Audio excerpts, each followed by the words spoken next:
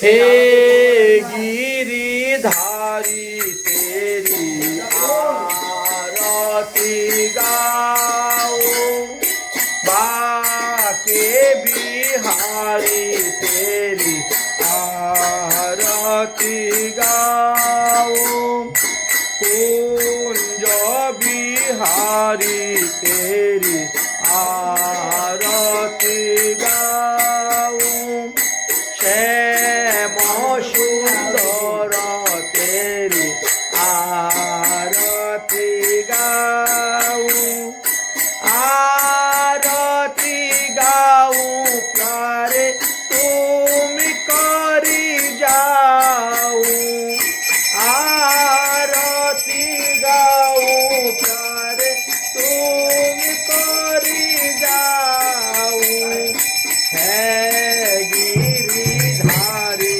तेरी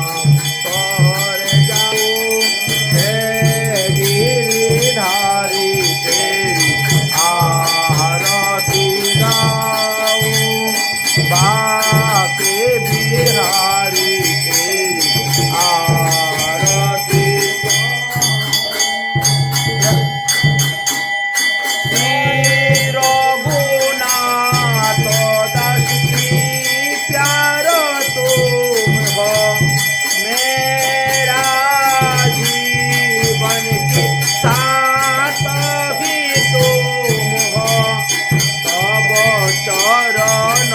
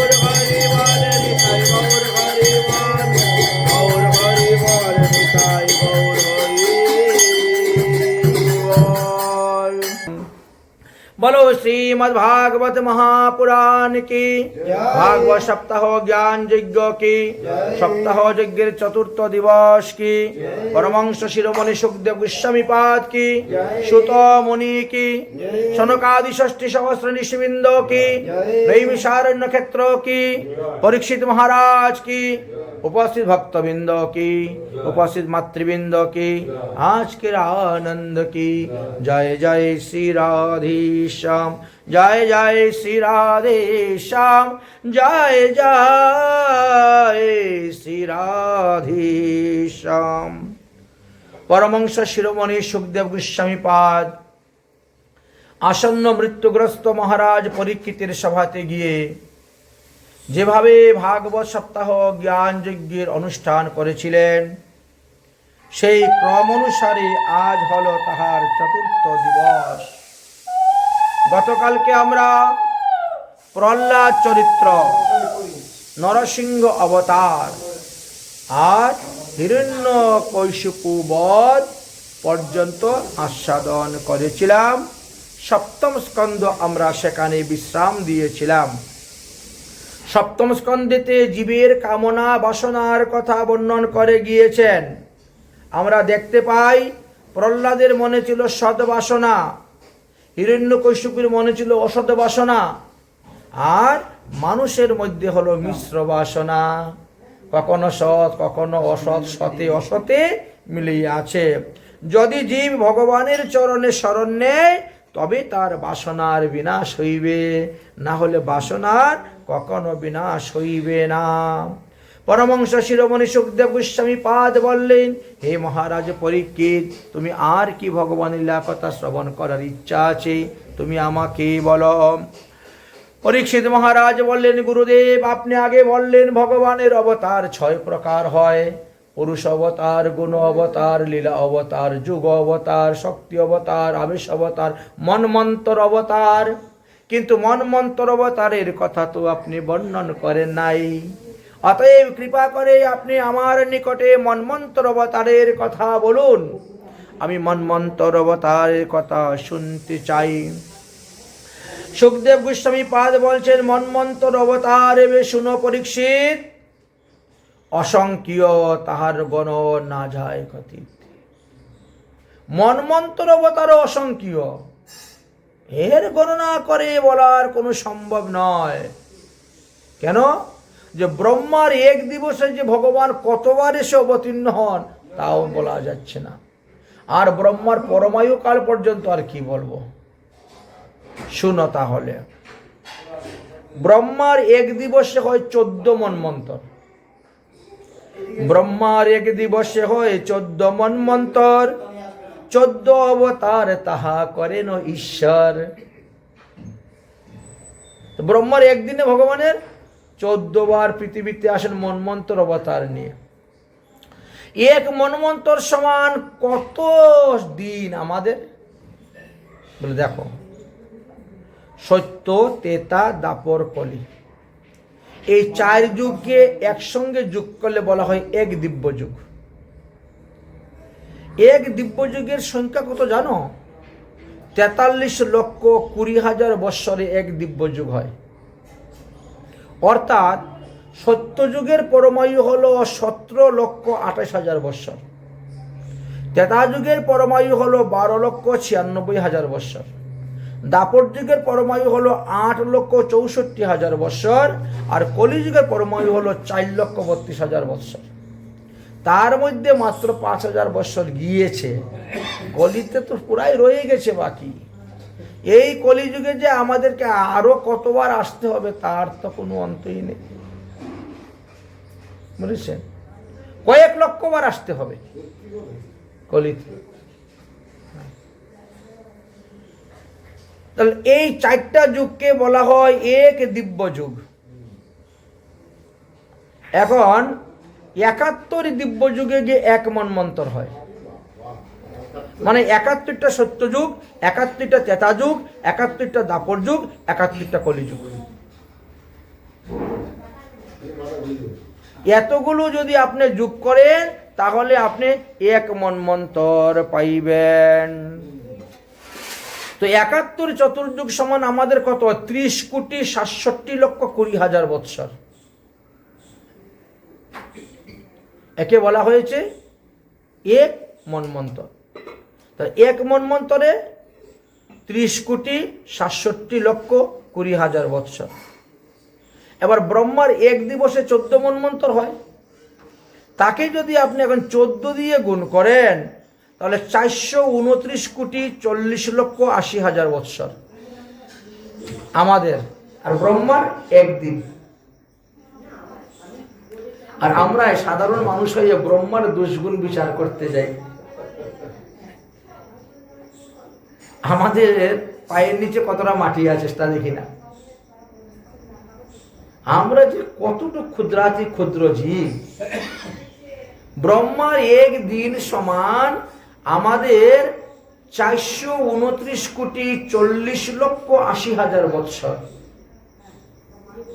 ব্রহ্মার এক দিবসে কতবার আমরা পৃথিবীতে আসি, কতবার জন্ম নিয়ে কতবার মারা যাই, আর আমরা যাই সেই ব্রহ্মার দোষগুণ বিচার করার জন্য।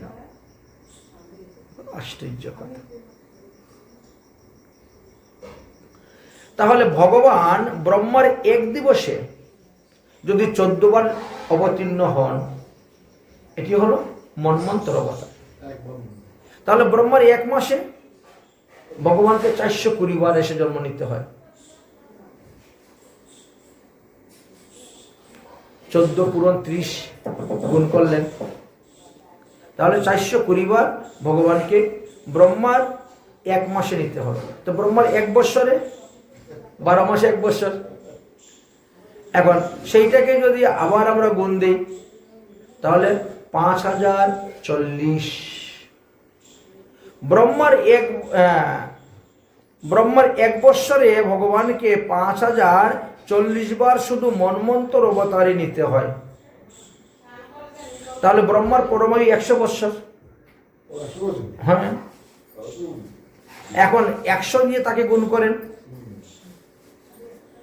তাহলে 5,04,000 বৎসর।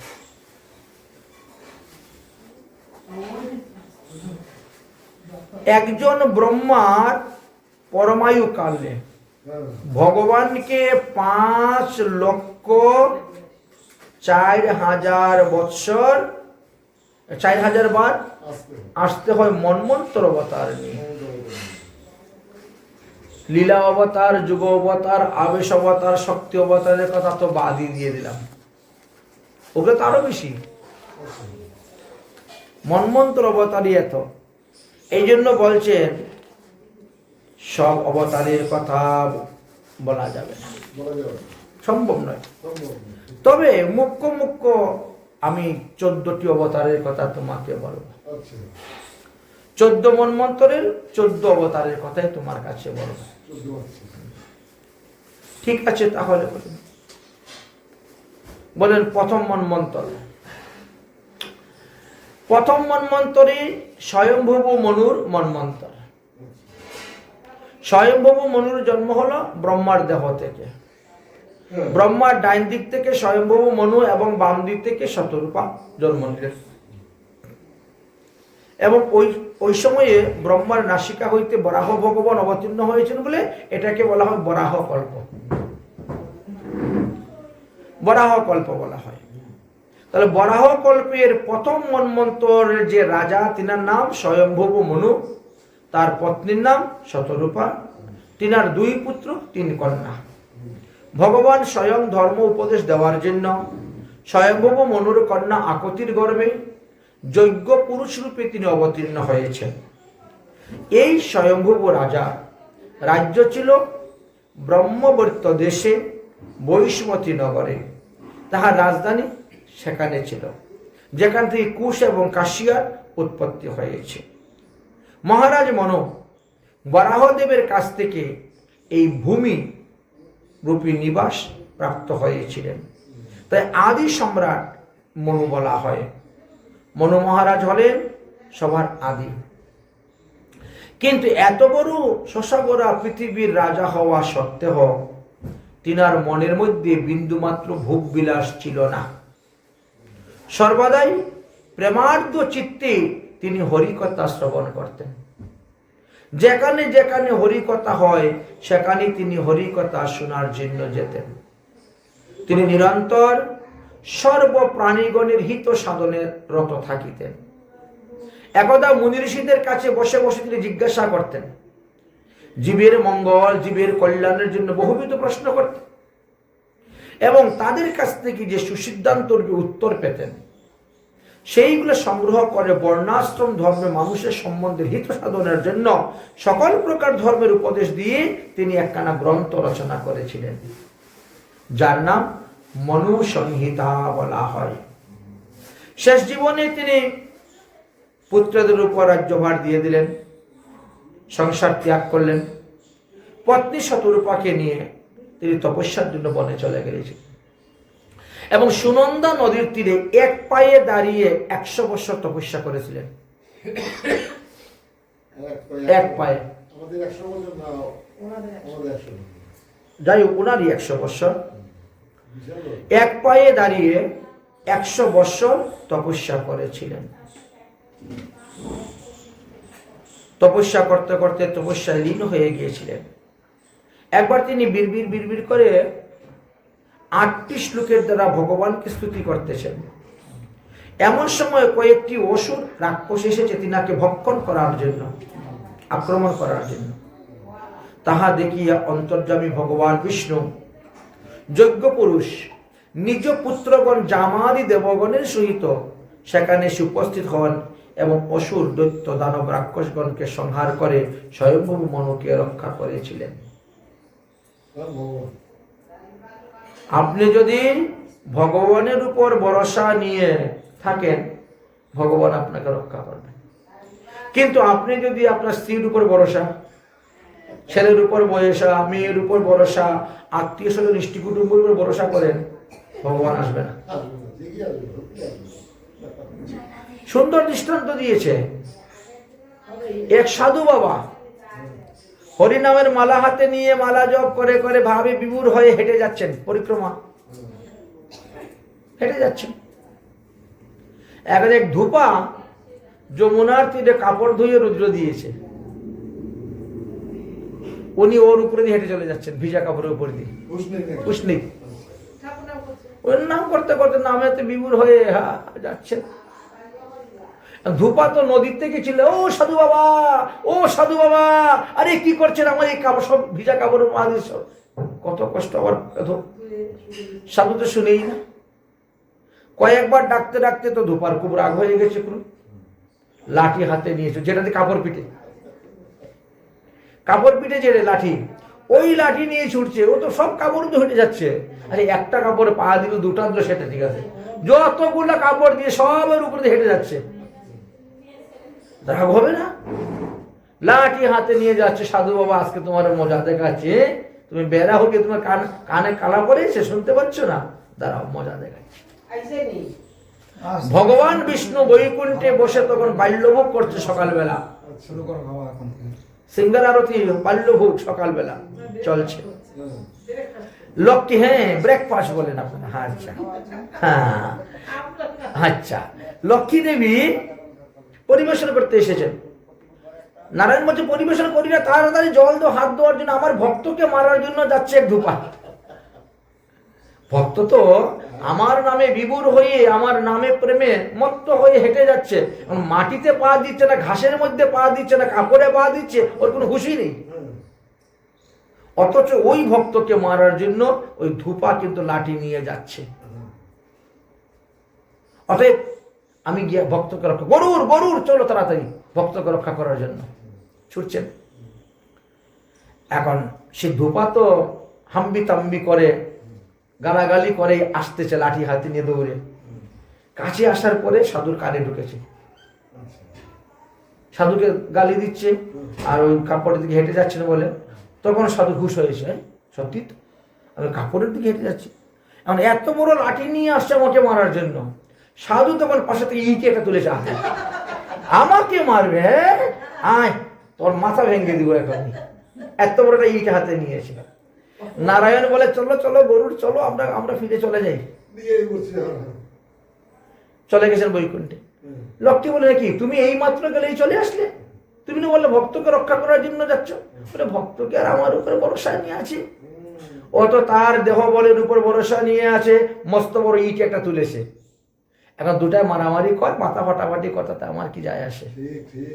চলে আসলেন ভগবান, চললেন না। এই জন্য ভরসা। দ্রৌপদী যতক্ষণ পর্যন্ত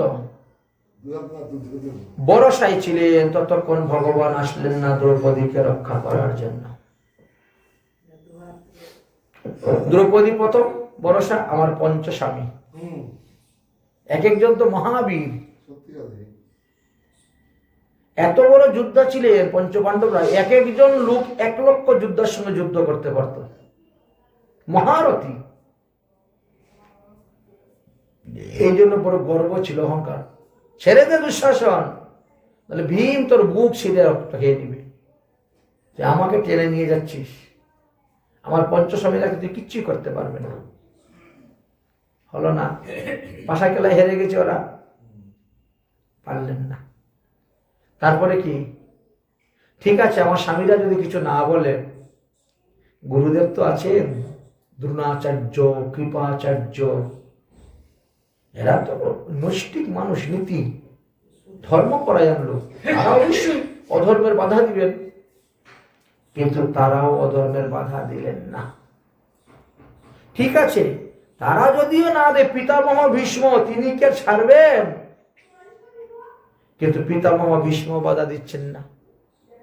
রাজা ধৃতরাষ্ট্র, তার তো একটা আছে, কিন্তু রাজা ধৃতরাষ্ট্র দিলেন না। একের পর এক কিন্তু ভরসা, কিন্তু কেউ রক্ষা, শেষে নিজের দেহের উপর। ঠিক আছে তোমরা কেবল কেউ রক্ষা করছো না, আমাকে আমি নিজেই রক্ষা করব, আমিও তো বীরাঙ্গনী, তাই নিজেকে নিজে রক্ষা করবেন বলে কাপড় টেনে ধরেছেন, তাতেও পারলেন না। শেষে গিয়ে নিরুপায় হয়ে হাত তুলে গোবিন্দের শরণাপন্ন বলেন। যদি প্রথমেই হয়ে যেতেন, দুর্যোধনের দুঃশাসনের ক্ষমতা ছিল না মাথার থেকে কাপড় নামাবে, তখন তো মাথা থেকে কাপড় নামিয়ে নিয়েছে।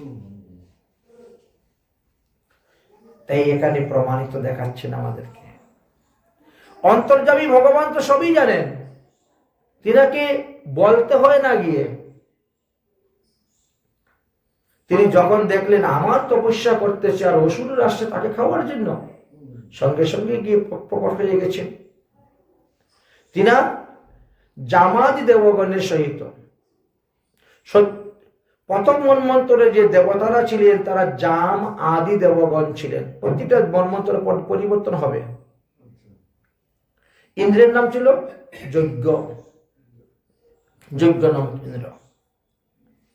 ওই মন্বন্তরে তিনি রক্ষা করলেন এবং জ্ঞান উপদেশের দ্বারা সাংখ্য শাস্ত্র প্রচারে ভগবান কপিল রূপে তিনি তারপরে আবার দেবহতীর গর্ভে আসলেন। বলেছেন এক হলো মন্বন্তর অবতার। মন্বন্তর অবতারটা হলো যজ্ঞ পুরুষ, মন্বন্তর অবতার। আর শক্তি আবেশ অবতার রূপে আসলেন কপিল দেব নামে, এসে প্রচার করলেন। যারাই ভগবানের নাম প্রেম প্রচার প্রসার করে যাচ্ছে, মনে করবেন ভগবত কৃপায় তারা করতেছে, তাদের উপরে ভগবত কৃপা আছে, বা ভগবানেরই কোনো একটা শক্তি তাদের ভিতরে প্রবেশ করে দিয়েছেন। সেই শক্তির দ্বারা শক্তিমান হয়ে তারা ভগবানের সেই কাজ করে যাচ্ছেন। ভগবান তাদেরকে দিয়ে ওই কাজটা করিয়ে নিচ্ছেন। বুঝলেন? সপ্ত, তাহলে প্রথম মন্বন্তরেরটা আমরা বুঝতে পারলাম। এবার দ্বিতীয় মন্বন্তর। দ্বিতীয় মন্বন্তরে রাজা ছিলেন অগ্নিদেবের পুত্র সরচিষ মনু। ওই রাজার দুমান, সুসেন আদি বহু পুত্র সন্তান ছিল। দ্বিতীয় মন্বন্তরে যে ইন্দ্র ছিলেন, তিনার নাম ছিল রুচন। রুচন নামক ইন্দ্র ছিলেন। দ্বিতীয় মন্বন্তরে যে দেবতারা ছিল, তুষার আদি দেবতা। দ্বিতীয় মন্বন্তরে যে সপ্তর্ষি ছিলেন, ঊর্জাশুভ্র আদি ছিলেন। দ্বিতীয় মন্বন্তরে ভগবান পৃথিবীতে অবতীর্ণ হয়েছিলেন বেদশিরা ঋষির পত্নী তুষিতার গর্ভে। বিভু নামে তিনি প্রকট হয়েছিলেন ৮৮,০০০ ঋষিদেরকে নৈষ্ঠিক ব্রহ্মচারী শিক্ষা দেওয়ার জন্য। তৃতীয় মন্বন্তরে রাজা হলেন প্রিয়ব্রতের পুত্র উত্তম। তিনার অনেকগুলি পুত্র ছিল। ওই মন্বন্তরে বৈশিষ্ট্য মুনি আদি প্রমুখ সপ্তর্ষিগণ ছিলেন। ওই মন্বন্তরে সত্য, দেবশ্রুত, ভদ্র আদি প্রমুখ দেবতাদের নাম ছিল। প্রতিটি মন্বন্তরে দেবতা আলাদা। ওই মন্বন্তরে যে ইন্দ্র ছিল, তার নাম ছিল সত্যজিৎ। ওই মন্বন্তরে ভগবানের অবতার কিরকম হয়েছিল? ধর্মের পত্নী সুনীতার গর্ভে ভগবান সত্যসেন নামে প্রকট হয়েছিলেন দেবগণের সহিত।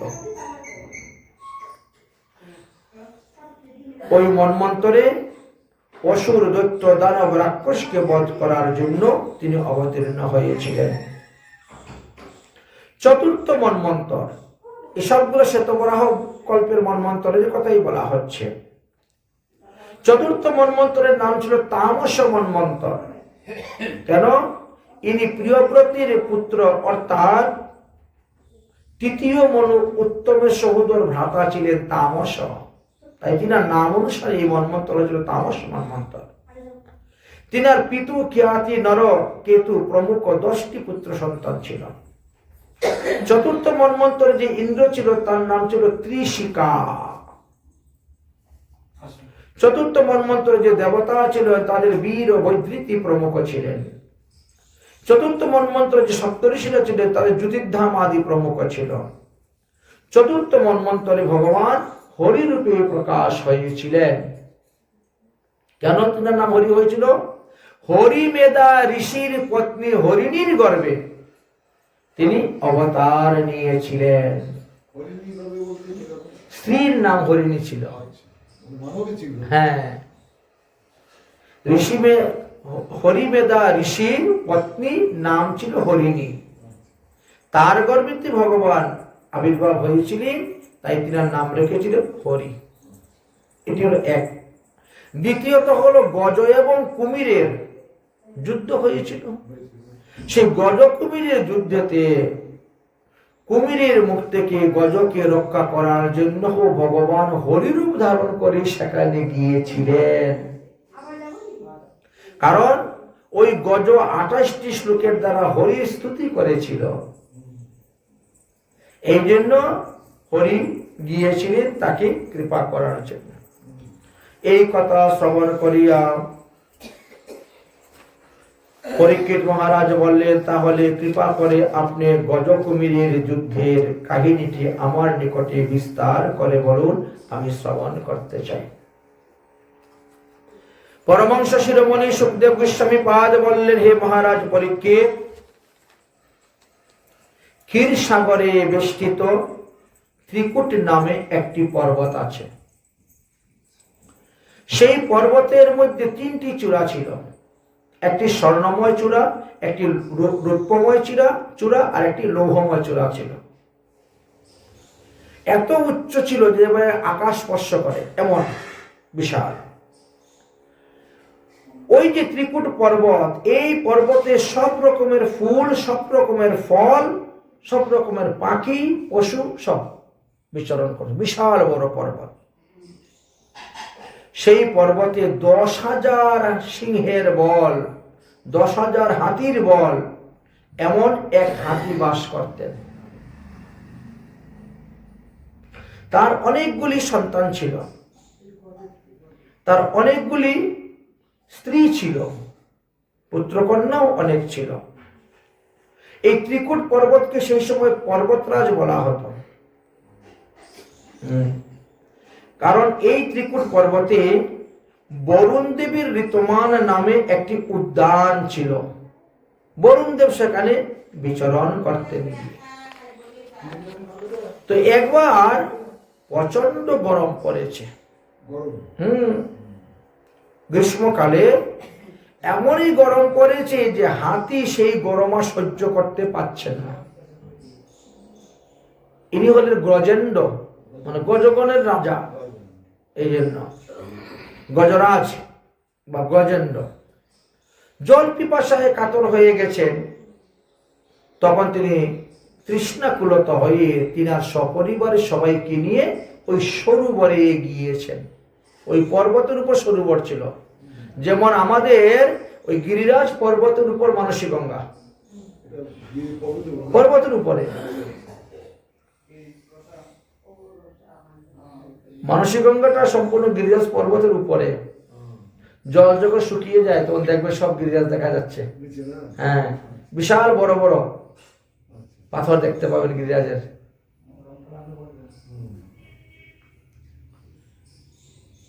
তো পর্বতের উপরে একটি সুন্দর সরোবর ছিল। সরোবরে নানা রকম পুষ্প, কুমুদ পুষ্পাদি পুষ্পরিত হয়েছে, পদ্ম ফুল, জলপদ্ম যেটাকে আমরা বলি।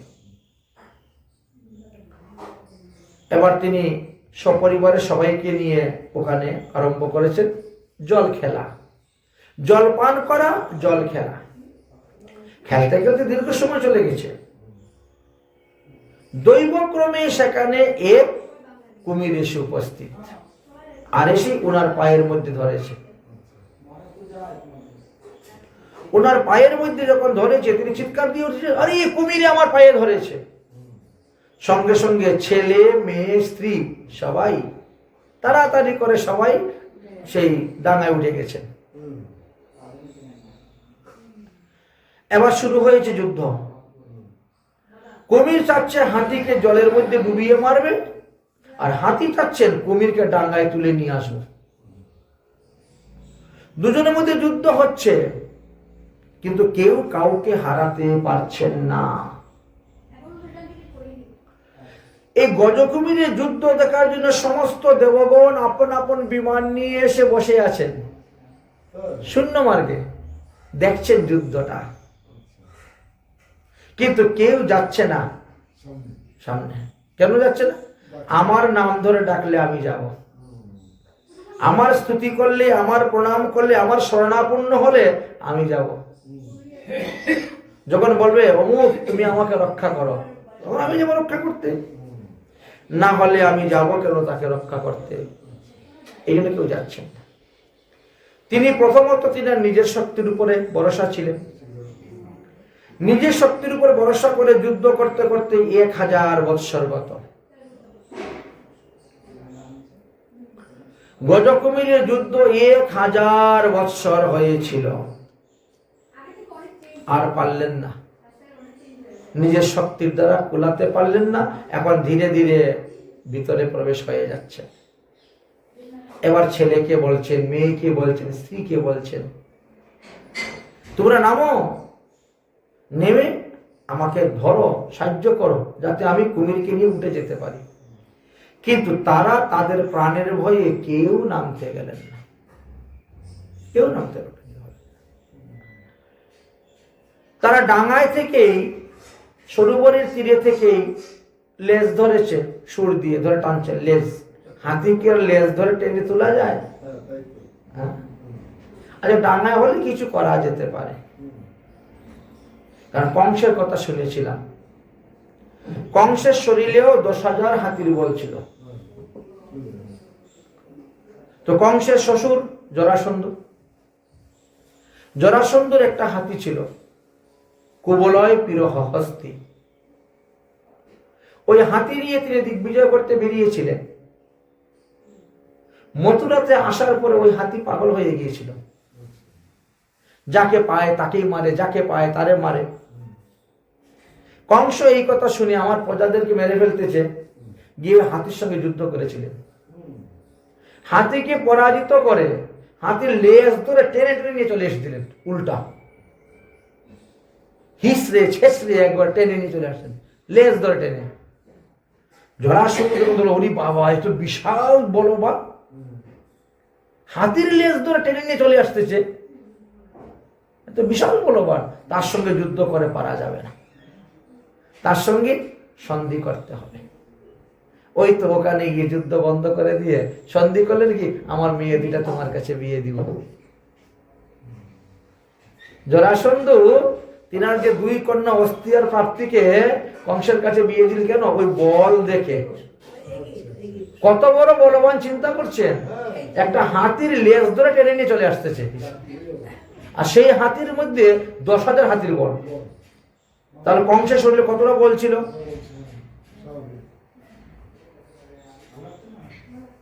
এই বলের কারণে তিনি ওর জামাতা হতে পেরেছিলেন। ঠিক তেমনি ভাবে এখানেও এই অবস্থা হচ্ছে, কিন্তু ছেলে মেয়েরা তো কেউ পারছে না তুলতে। আরে তোরা জলে নাম, জলে নাম, জলে নামলে তো আমাদের খেয়ে ফেলবে, আর আমাদের শরীরে তো সেরকম শক্তি নেই। বাবা, তোমার শরীরে 10,000 হাতির বল থাকা সত্ত্বেও তুমি পারছো না, আমরা পারবো কেমন করে? 2-4 ঘন্টা টানাটানি করার পরে ক্ষুধা লেগে গেছে, বাবা আমরা খেতে যাচ্ছি।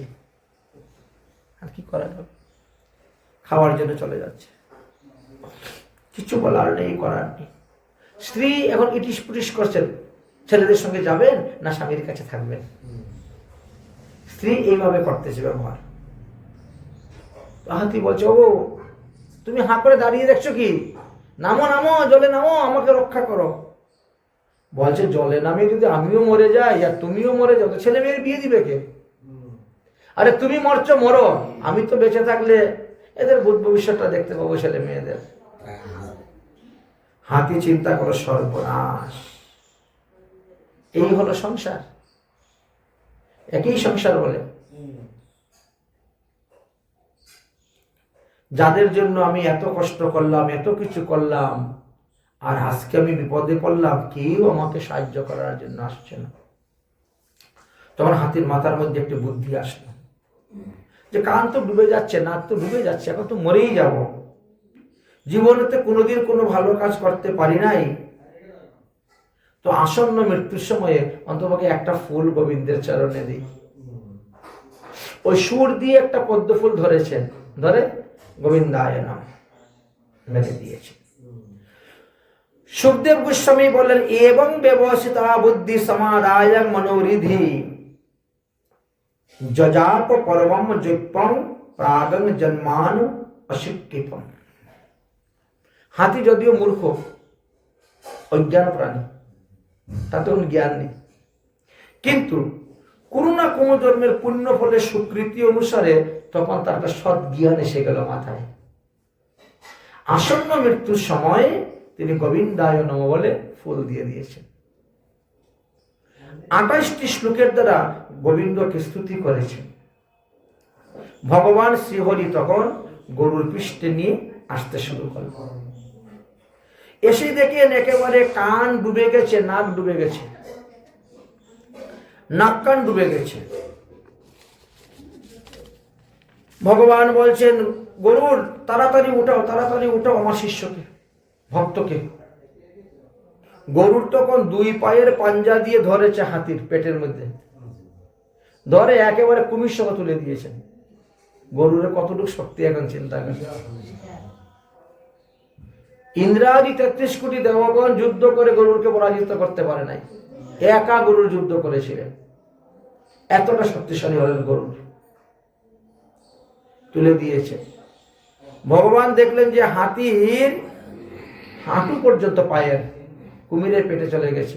মুখ, কুমিরও তো বিশাল কুমির, মুখটাও তো সেই রকম চলে গেছে, দাঁতগুলো ফুটে গেছে, বের করার মতো কোনো উপায় নেই। তখন এই সুদর্শন চক্র দিয়ে কুমিরের মুখ কেটে দিলেন। সুদর্শন চক্র দিয়ে কুমিরের মুখটা কেটে দিয়েছেন। কুমির সঙ্গে সঙ্গে মারা গেল। কিন্তু মারা যাওয়ার পরে তার দেহ থেকে এক দিব্য পুরুষের আবির্ভাব হলো, সিদ্ধ পুরুষ, গন্ধর্ব। ভগবানকে প্রণাম করে পরিক্রমা করে দিব্য বিমানের মধ্যে বসে তিনি গন্ধর্ব লোকে চলে গেলেন। হাতি ওই দৃশ্যটা দেখে ভগবানকে বলছে, প্রভু এ কি আপনার লীলা?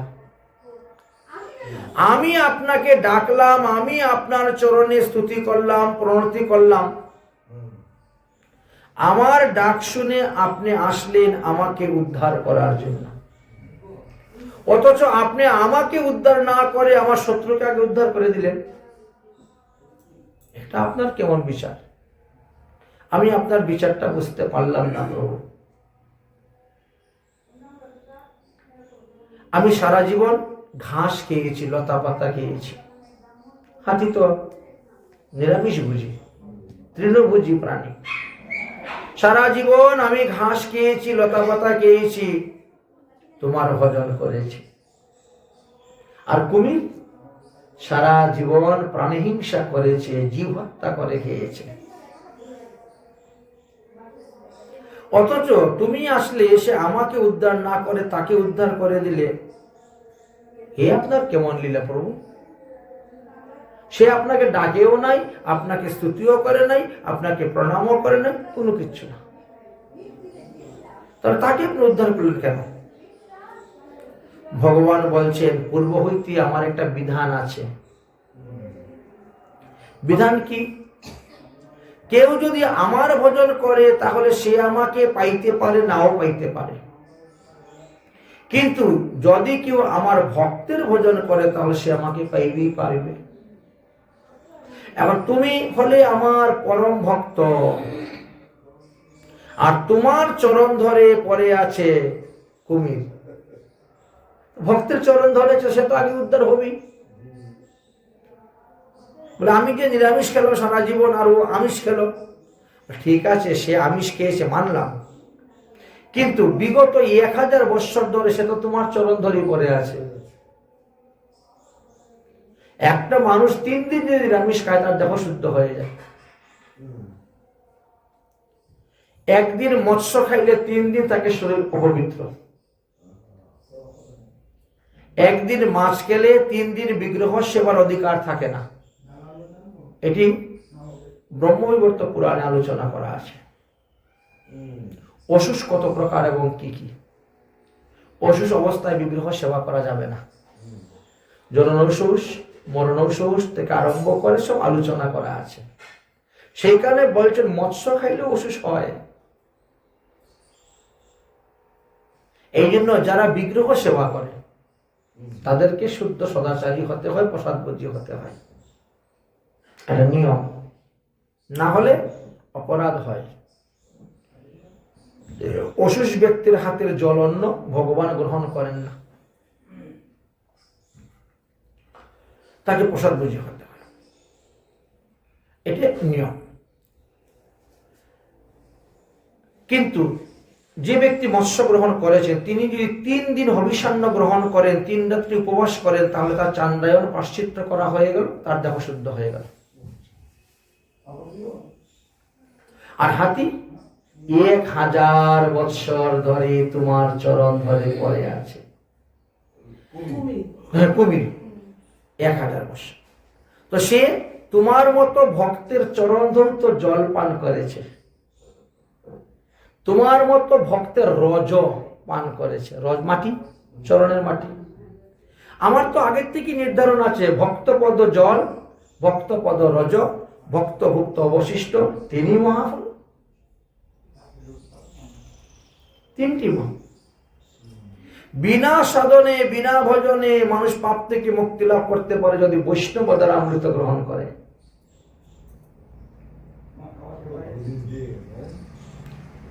পরম নির্বাণ হেতুনা বৈষ্ণব উচিষ্ট ভোজনম। আর বৈষ্ণবের উচিষ্টটা মহা মহাপ্রসাদ হয়ে যায়। বৈষ্ণব উচিষ্ট ভোজনম। অতএব তোমার মতো ভক্তের চরণ ধরে, তোমার মতো ভক্তের চরণ, যেমন বিষ্ণু চরণামৃত, গুরু চরণামৃত, ঠিক তেমনি ভাবে ভক্ত চরণামৃতের মহিমার কথাও লেখা আছে, বৈষ্ণব চরণামৃতের কথাও লেখা আছে।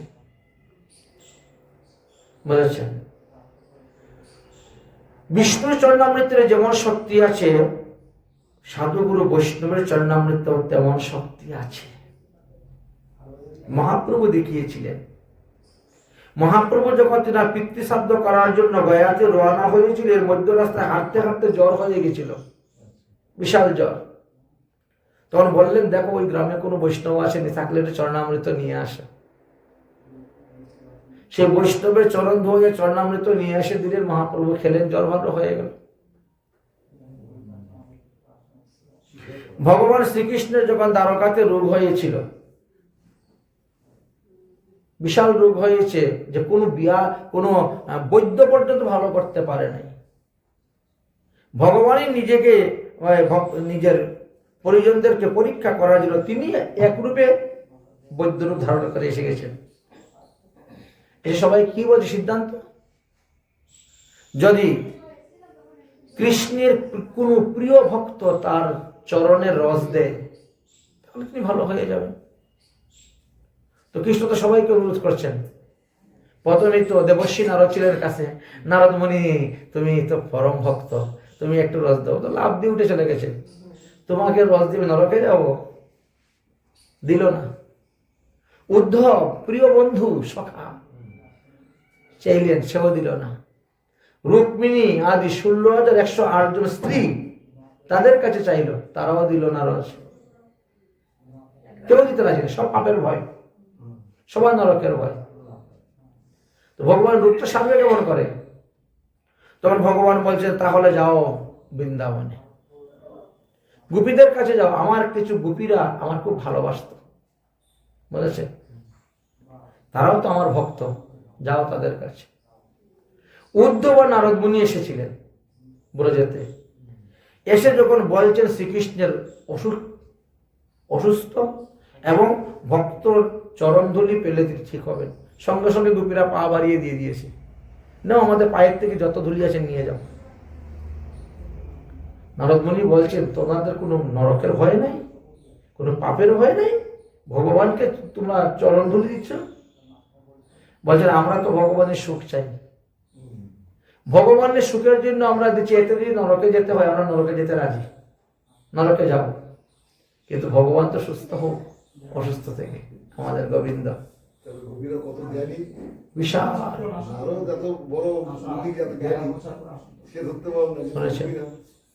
আর আমরা নরকে গেলে তিনি তো উদ্ধার করবেন, তো তার সুখের জন্য তো আমার দেখা দরকার। এইভাবে ভক্তপদ জল আর ভক্তপদ রজ দুটার মহিমায় কিন্তু ভগবান দেখিয়ে গিয়েছেন।